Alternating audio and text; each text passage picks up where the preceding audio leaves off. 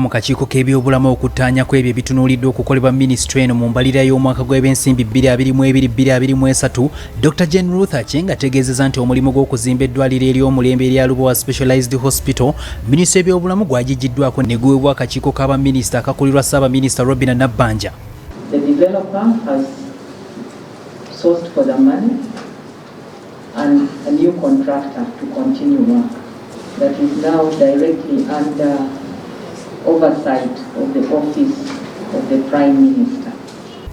Aceng ategeezezza nti Musigansimbi yali yapatana okuzimba eddwaliro lino, kampuni ya Power China gye yali yakwasa okuzimba omulimu gwagiremye kubigambibwa nti yalina ssente era omulimu gw'okuzimba ne gukwasibwa kampuni endala gy'atayatuukiriza mannya. The financials and then they have also had financial issues, cash flow problems. As I speak, the work is at 23%.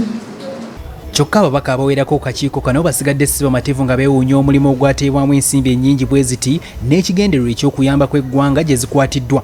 Hot pancake has left the hands of Ministry of Health and has gone to office of the Prime Minister. Because I'm sure your fingers were getting burnt. This is an issue of national interest. Before the Ministry of Health leaves here, can you please give us a concrete and a definite answer that this hospital is going to be worked on, at least before the end of this year? We need to see some bit of change. Okusinziira kwa alondola eby'okuzimba eddwaliro lino ku lwa gavumenti Engineer George Team, omulimu guno mutono nnyo ogwakoleddwa ku kifo wagenda okuzimbibwa eddwaliro lino ng'okuzimba eddwaliro lyennyini tekunnatandika. As I speak, the developer doesn't have a contractor on the ground.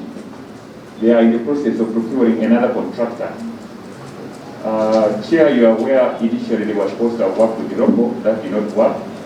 They engaged another contractor called Power China. So the developer right now is looking for a new contractor to implement the work. The work they are doing currently are being done internally by employing a team of workers to do whatever little they can do. On the main hospital block, there's no work going on. Ono ategeezezza nti gavumenti yalagayamu ne mu kulondoola okuzimba eddwaliro lino nga yinginiya yekka alondoola omulimu guno so ng'alina obuvunaanyizibwa obulala mu minisitule y'ebyobulamu nga kaminsona. There's no supervisor doing the work. I am the owner's engineer, I am the commissioner.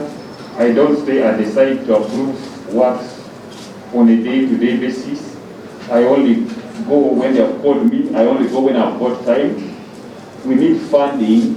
Kinajjukirwa nti Musigansimbi ono okuzimba eddwaliro lino gavumenti yamuteerayo akabega yeewole ensimbi ttriliyoni 1.4 oluvannyuma nga liwedde lisoolozebwa essente okumala emyaka 7 era kati okumala emyaka gy'ebyensimbi 2 gavumenti ebadde ewaayo ensimbi ezisoba mu buwumbi 3 okuzimba eddwaliro lino erimaze emyaka kumpi 3 nga terinatandika kuzimbibwa. Hasif Sekiwunga ne Yuda Musisi, BBS Terefayina ageesigika. Waawo abantu 10